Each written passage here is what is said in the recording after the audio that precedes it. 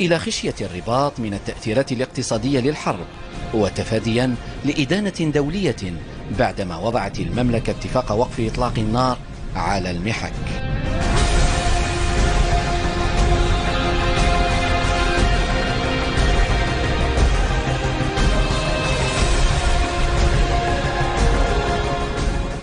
نوفمبر 2020 المملكة المغربية نسفت بالصورة كلها مخطط السلام وبالصورة أخص وقف إطلاق النار بالفعل الديني التي أقدمت عليه في منطقة القرقرات، خروجها من الحزام الدفاعي وأخذها لأراضي جديدة أضافتها للأراضي المحتلة.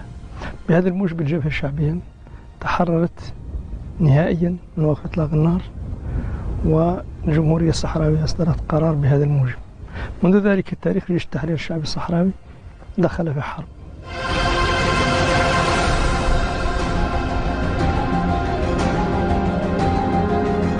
المغرب إلى حد الساعة يحاول أن يتكتم على هذه الحرب، يحاول أن يخفيها، يحاول أن يظهر أن المنطقة هادئة وأن ليست هناك حرب.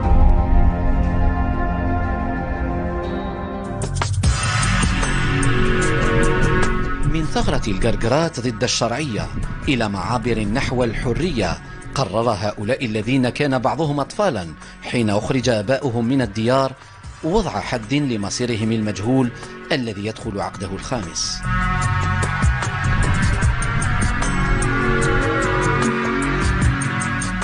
حرب التحرير ما هي محصورة لجيل عن جيل. حرب التحرير مسؤولية جميع أجيال أهل الصحراء السابقين، ونحن الجيل عشنا معاناة أكثر من اللي عاش هذوك اللي سابقنا، بحكم اللجوء وبحكم المعاناة وبحكم بعدنا عن أوطاننا. وحرب التحرير الثانية هي قضية حياة وموت. شعارنا الوحيد ولوحد في هذه المرحلة هو كل الوطن أو الشهادة. عاطين أعمارنا وعاطين ما تملك أيدينا من أجل تحرير وطننا. المقاتل الصحراوي والهبة الصحراوية نعتت للعالم كامل عنه جسم واحد موحد.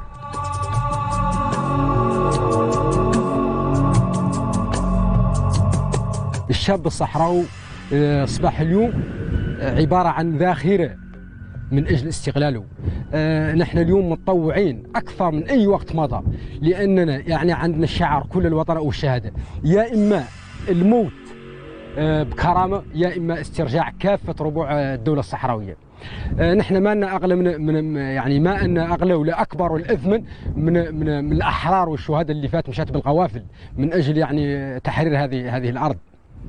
وقطعا عنا نحن من أولادهم، نحن أبناء هذوك الأسود اللي استشهدوا.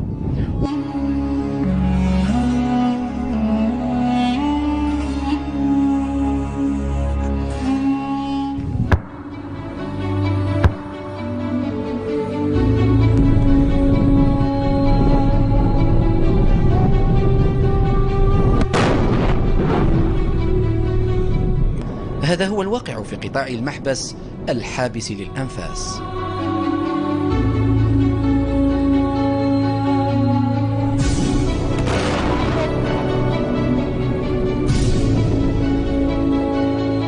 قصف وقصف متبادل بين الجيش الصحراوي والجيش الملكي القابع وراء الجدار العازل، حيث نتواجد على بضعة أميال منه، والذي يزيد طوله عن 2700 كيلومتر. خيط رفيع بين الحياة والموت هنا.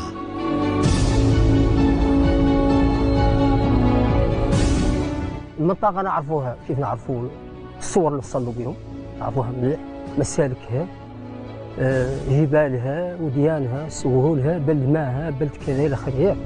والعدو اللي نعرفوه قاعده. طبعا المحبس نعرفوه كيف نعرفوه اكثر من نعرفوا ديارنا منكم، ومستعدين تم هاك لين يستجدوا لنا حرب رابعه.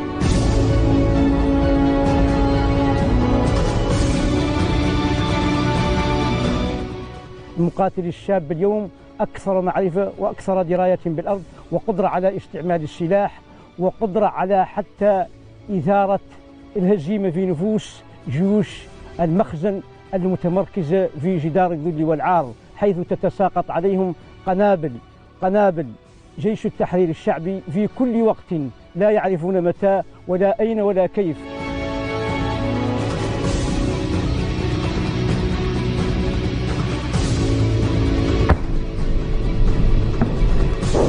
الله أكبر، هذا هما. الوضع الذي كان هادئا لساعات ينذر باشتباكات بينهما. قصف مغربي مصدره القاعدة العسكرية 22 من الفيلق 40 مشاة القطاع يستهدف بيوتا لمدنيين صحراويين في حدود 11:15 بقذائف عنقودية. لم تسفر عن خسائر بشرية لأن من كان بالمكان قد نزح، فكما كل حرب وضع إنساني معقد. أزمة النزوح في الصحراء الغربية تتجدد.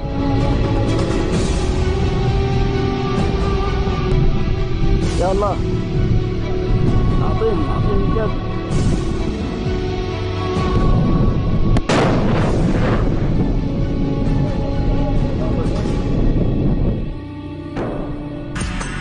شوف من يوم 13 الشهر الماضي من خفيض القرقرات بدأت الحرب على مستوى الرب كله. جيش التحرير الشعبي كله كانوا عنده المواطنين، كانوا عنده بلديات وعنده ناس في الأرياف. عاد مسؤوليات ثنتين، خفيض الشلوحة ونقل المواطنين الصحراويين بالكامل إلى حقهم المناطق الآمنة.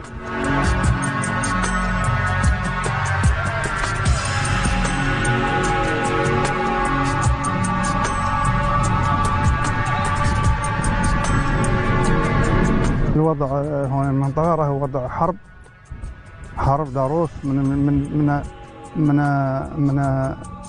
الليل وفي النهار. كيف شفتوا انتم وواجهتوا وشفتوا ورأيتوا وسمعتوا، هو عن خبيط الليل والنهار بجميع الأسلحة اللي عند شلوح.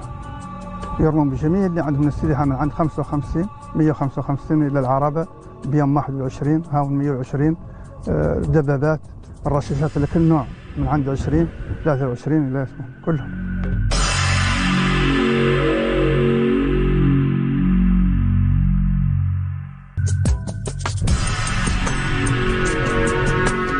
التنقل هنا محسوب بدقة، فمسافة الأمان محددة بين قصف وقصف عشوائي ورصد رادارات المراقبة المغربية.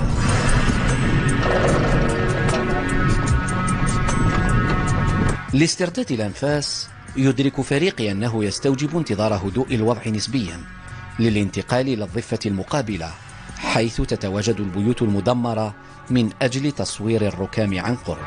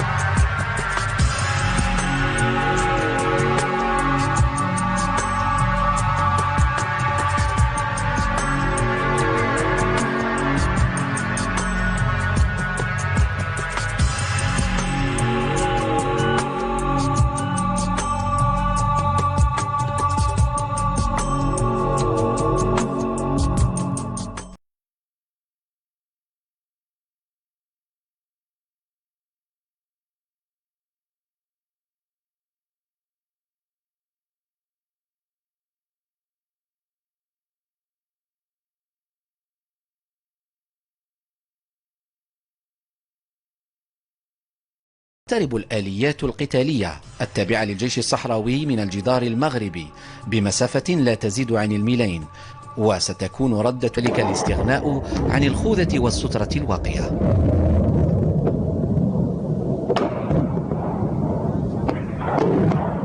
الساعة الآن تشير إلى حوالي 10 ليلا، والقصف في كل الاتجاهات. يحدث هذا في الوقت الذي يحاول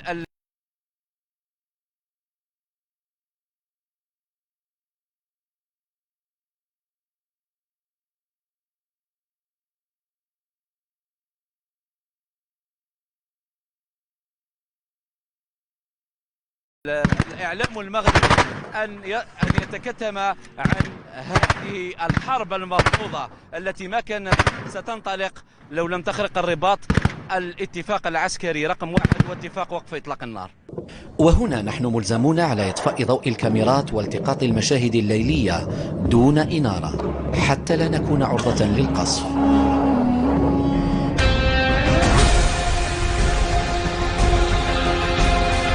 ستكون مصدر النيران المغربية في صباح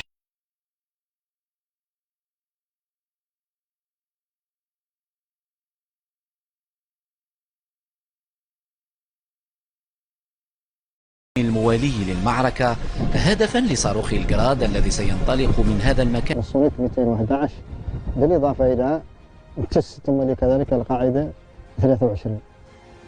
المعركة دامت تقريبا ساعتين، يعني يقول حد قصف غير يقول في الحقيقة هي معركة متواصلة كانت متواصلة لمدة ساعتين، ومن بعدين في العشية تواصلت، وفي الليل كيف حضرتوا وشاركتوا معنا فيه تم هجوم استخدمت فيه جميع الوسائل بما فيها المناطق الخفيفة ضد المغرب، الشيء اللي جعلهم على كل حال صابتهم الارتباك المتين واللي ردوا من جميع الواجهات عشوائي، واللي قطع لهم في ذيك العملية تكبدوا فيها خسائر كبيرة.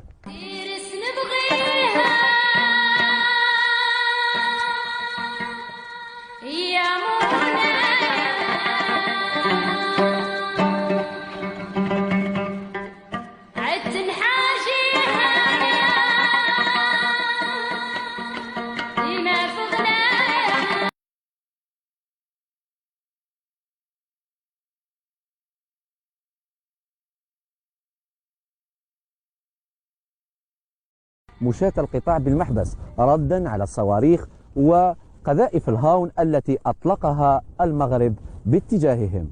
أما نحن فسنغادر المكان في الحين، لأنه حسب المعلومات فإن المغرب سيقوم بالقصف عشوائي بعد لحظات.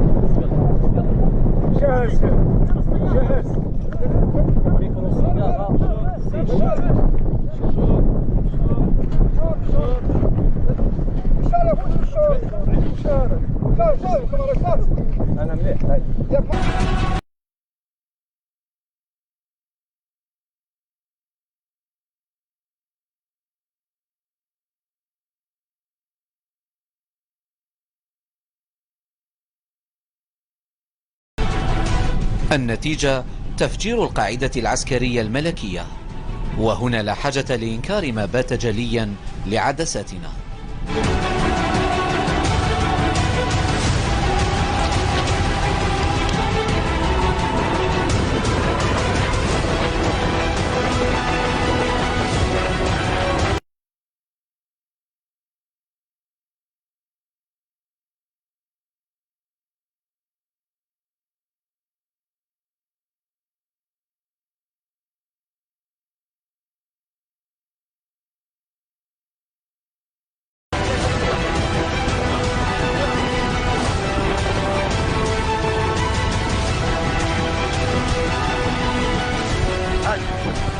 يا ربي يا ربي ما في قصونا.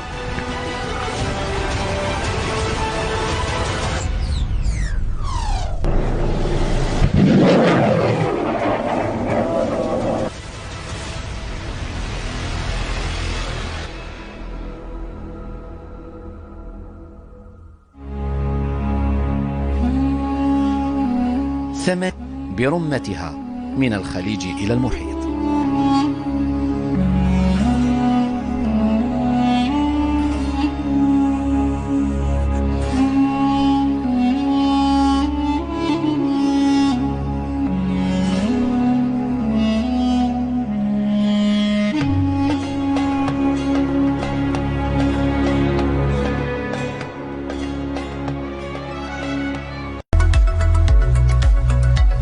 مع إشراقة يوم جديد.